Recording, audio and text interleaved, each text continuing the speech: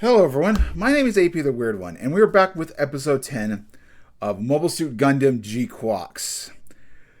This is a hard episode to review, and I feel like this is a very decisive episode for those watching it. Because is this episode very deep? Is it absolutely dog shit? There's a lot to put in perspective, and it took me a lot. I had to do a lot of research, watch the episode again. I try to get this normally at 3 p.m. Arizona time. I couldn't exactly do it this time, or maybe we'll see. Just because this episode is just very awkward and weird, and I can kind of see the benefits of why people don't like it. I've been reading comments, whatever, and we'll discuss. So, the main point of this episode is Chilia, Commander Chilia. It's time for her big debut. She's about to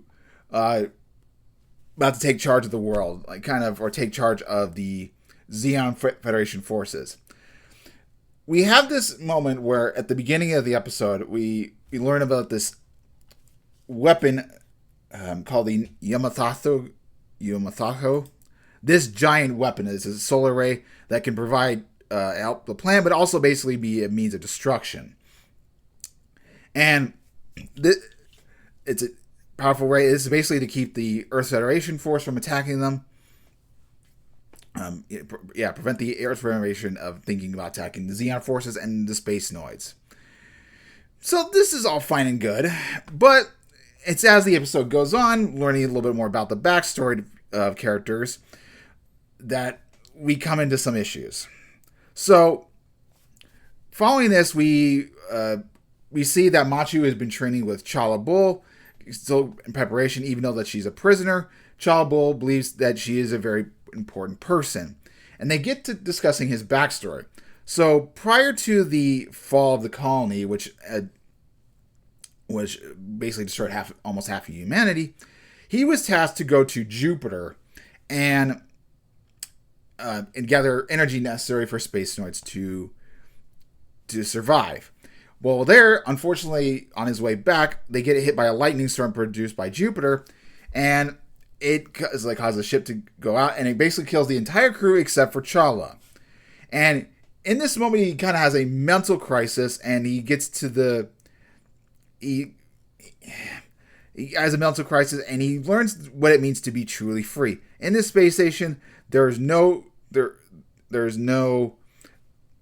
expectations of him. He can kind of do whatever he wants. And at this moment, he thinks about committing suicide, and as an act of showing of true free will. That's when the ship comes back and he goes back to the Zeon forces. He's claimed as a hero, but when he learns of the events, he feels nothing, numb. Now, Chala calls this adventure pointless. I guess he lost his humanity when he went to Jupiter. He doesn't reflect on it very kindly. It kind of it broke as a man, but he calls it pointless. So it kind of confused me. Like, would he have gotten to this point otherwise? I don't know. It's weird wording, and I think I don't know. It could be problems with the writing. It could be more like thought provoking or pegging the bullshit meter, as my uncle would say. He talks to him, and then shortly after, she meets Char Aznable. And Char he kind of learns that Char is a very similar man to Chala. They're both broken individuals. And he talks to him, he's got lofty ideals and everything. And it's like, this man's similar to me, and he knows what I'm like, and maybe that's how I connect with him. Now, I was reading on Reddit, which could be a very toxic, destructive place, and talking about some of the previous episodes. Maybe, in all the other iterations, Char ends up being a murderous, brutal man. His life has no meaning. He becomes a vassal of destruction. And maybe in this timeline, because Chala Bull exists and everything, maybe he turns out to be a different person. Well, maybe this person gave him a different life, something that maybe Amuro Ray couldn't have given him. But with that said and done, we get the preparation for the operation. Chilia meets with the rest of the commanders, Gira, and she decides to go full apeshit. She kills him, and basically kills all like his secretary and everything. She's very pissed that bugs her is after the war. Girihan has become lifeless. He regrets doing the war and everything, and it just bugs him. And he's willing to let, if these new types do exist, he's willing to let them just take over. Like, he has no ambition anymore, and that pisses Cecilia off. Now, she probably would have let him live had it not been for that he killed her father, so like in the original timeline. But I think she would have done it regardless because he had no ambition. She does. And her vision is to basically, from what I could gather talking with Nian, she wants to destroy the world. She wants to become the empress of these space noids. Earth is a worthless hunk of junk. It's not. It's a kind of a holdback to the new types and everything. She doesn't like it, and Nian is going to be kind of giving her a means to project that. So she's batshit evil. I could understand why Shaw got rid of her in the original timeline. I mean, this is not a good woman, to say the least. But when she talks to Nian, she talks about strength is the will to live. If you have natural talent, you work hard and everything, it won't matter if you get weeded out. So if you have the drive to live and succeed, that's more important. And she basically through this project, she basically wants Nian to kind of fulfill her dreams, unleash another Zignovia or Kira by using it, because basically Lala Soon and the machine that was let's see, hold on. What?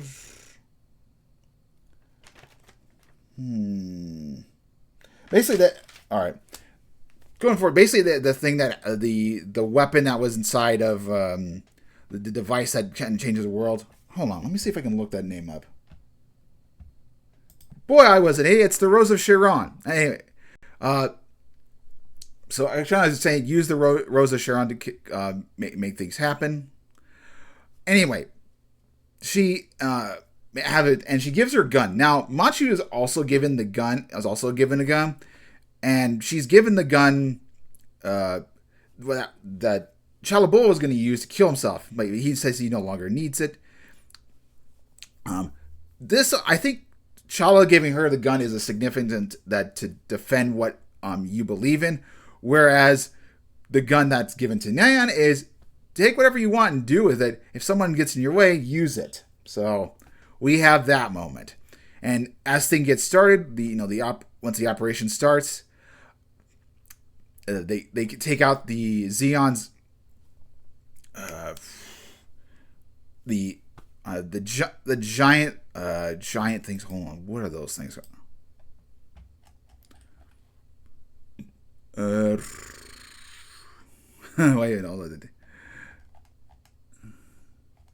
Wait, what are those mobile armors called?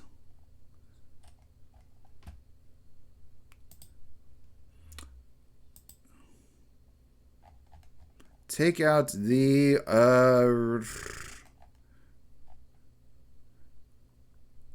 the big Zams. Yeah, they take out the big Zams.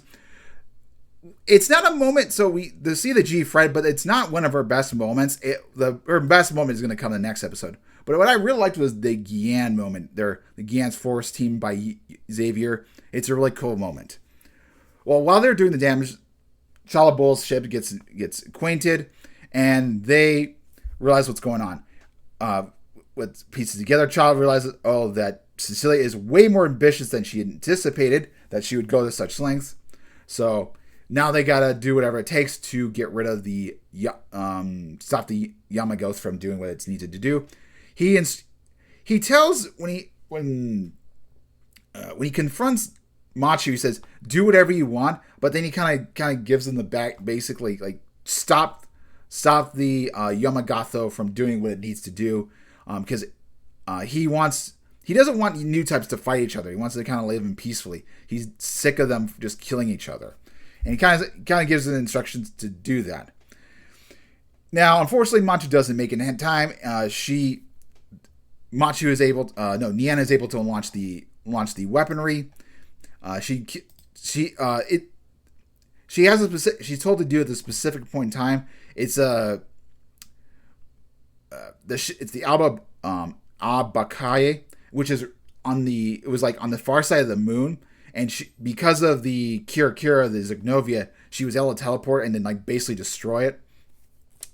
And then from following that, from the event, Machu is like pissed, like this feeling of destruction, like whoever does this, I'm gonna want revenge on them. I gotta take him out. And so the kind of leading the episode is we see the G Fred and the G Quacks kind of confront each other, and in the preview it shows them gonna go into battle. Now, like I said, I was doing research because this was a very confusing episode. Like the philosophical moments, I do think it's kind of a little bit bullshit, and just kind of what people on the thoughts on the matter of the episode. Like I didn't exactly know what to take of it. Is it a good episode? Is it a really bad episode? But I do know one thing: is a lot of people do not like Nian. There's also another point of contention. Niana is a very selfish person.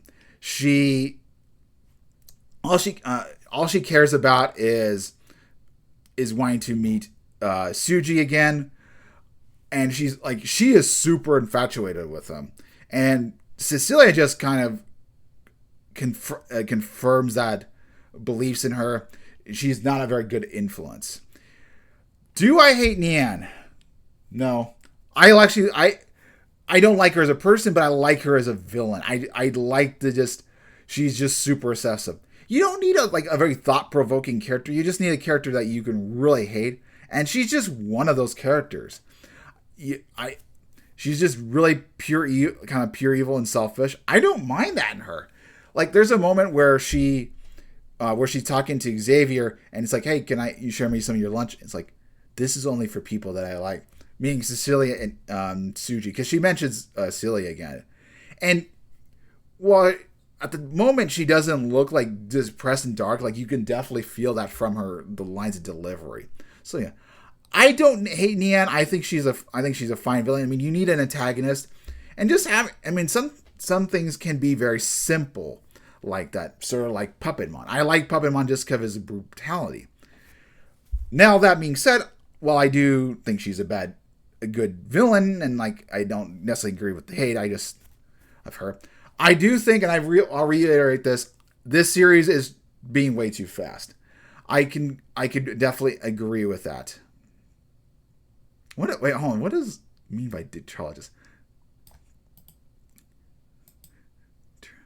Oh, okay. Okay. Interesting. Anyway, I think having these characters fleshed out more, in the beginning, Suji's relationship, why are these two in love with her? Now, I think it's more Nian loves her than Machu. Machu is more obsessive. Machu is a very confused girl, and I think and Chala has been a very good influence from what we've seen. But yeah, and I can understand why they're going with this. To go back with going to Crunchyroll and the Crunchyroll Awards, anime has become a society of high-paced action and not wanting to dwell on a lot of motions. They want a lot more deeper stuff. Now, I will admit I dropped the demon anime. Hold on. I'll get to this. I'll get to that moment. To a sec. Where is this? The Sword of Demon Hunter, and that's a similar situation where it's very slow and methodical, and you have your slow moments. There's not a lot of action. I don't hate those type of anime. I do think maybe this is going to be a better in a binge. I might, when the anime is over, maybe I will continue it. I just the last episode I watched, episode 5. I'm like, you kind of need a good balance of it, and I just didn't feel like it necessarily didn't. Now, for those who watched, I don't want to go into explanation, but we rewind to more high-paced anime, not very long episodes, or if they are long, we have a lot of action, less character moments. And I think that's what kind of Mobile Suit Gundam GQuuuuuuX is going for. I don't think this is necessarily a good thing, considering Mobile Suit Gundam has been, episodes that have been very fit, long 50, like 50 episodes, 48. You kind of need longer because it's a wartime thing. And there's a lot of character moments developing the characters. That's what the people like about Mobile Suit Gundam. And it's the reason why Char Aznavour got to the way he is in terms of popularity. I mean, from the original series to even like Zeta Gundam, and then finally building to Char's counterattack. It's the reason why he's a very memorable villain, because they took the time to develop this. And I don't think that if you had a series like GQuuuuuuX, that would convey. Now, there is possibility we could see a season 2. If it is, it's not going to end very good. I mean, I do enjoy the series, but I'm not going to say it's some award-winning show. I mean, it's a nice, fun, campy show. I'm not going to say it's the best thing in the world. And this is coming from someone who has a very passive interest in Mobile Suit Gundam, who has seen very few of it, though this series does make me inspired to want to watch it more. Now, with that said, I guess a further projection, because of series being on the more shorter side. I know I'll say that for the other thing, but there's a certain longer series that's coming up that I am a bit worried about in execution. But so yeah, I could see the complaints about the series. I mean, Gundam Witch from Mercury, I did not think was very deep. I thought it was a very big teenage drama. This is a very similar animal, but I don't know. Gundam Witch from Mercury just wasn't enjoyable. I think the shoo-in of the fan base of, oh, this is such a popular Yuri thing and everything, it's so cool, and I feel like that kind of influenced me. And I think episode 11 or episode 11, I'm like, okay. I just feel like I've seen everything I needed to see. I'm like, I don't need to continue with it. I don't know. So I could see why people are not liking, but then again, I tried watching Gundam O, or Gundam 00, the one with Gundam's hold on, I think it's Gundam 00. I think, hold on, Gundam O.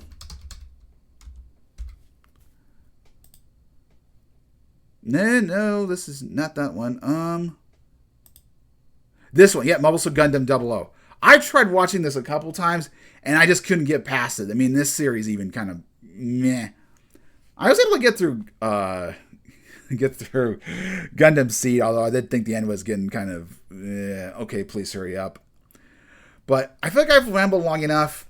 If you don't like the series, I don't blame you. It's not your typical Mobile Suit Gundam series, and I will agree with you. Gundam is not in the best shape.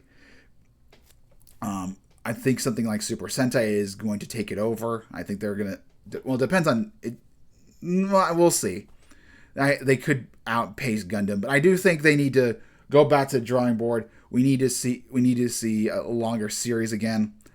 This longer series and I think that's the core of what makes Gundam. You just need really good writers. But yeah, like I said, I'll see you guys next time for episode 11. We'll see if the next episode is a little bit better, and maybe it will finish on a strong note. We'll see. Anyway, hopefully you have a wonderful day. See you guys next time. Hello, everyone. This is Future AP, the weird one. So around the 15th mark or so, 15-minute mark, I made a comment out that Mobile Suit Gundam is less character moment and less action and more action. I should have rephrased that a little bit better. What I meant to say is that Mobile Suit Gundam GQuuuuuuX is less character developed episodes and more wanting to get the plot along and just like the more intense moments, and rather than having slow moments, or they're sprinkled in, like they're not divulged upon, like, okay, you just gotta assume things, which isn't a very healthy thing, although you shouldn't dwell on it. But that's the comment I should have made about it.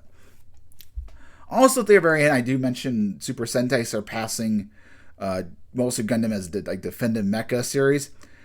I should have reworded that, because Super Sentai has been around for a little bit longer as Mobile Suit Gundam, and I should have expanded upon it, because in reality, potentially it's the recent era of the hench Reishi era has been delivering good stuff, but is it gonna surpass Gundam in terms of mecha?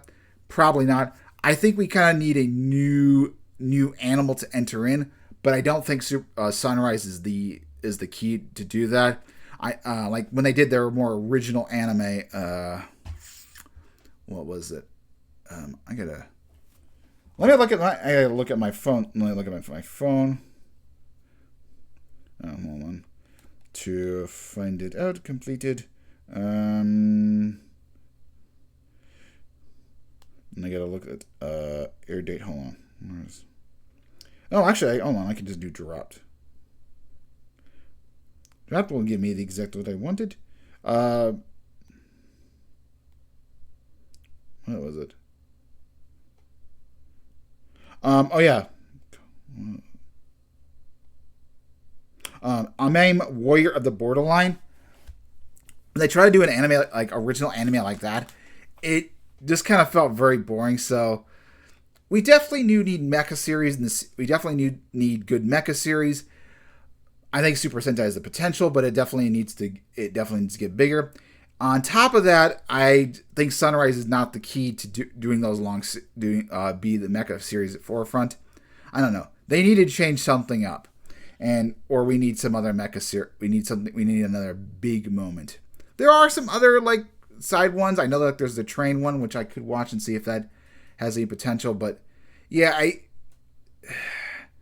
I feel like Gundam, they need a big change, and they're no longer the forefront of mecha series. I will agree the last couple series have not been the strong point. Anyway, I've rambled long enough.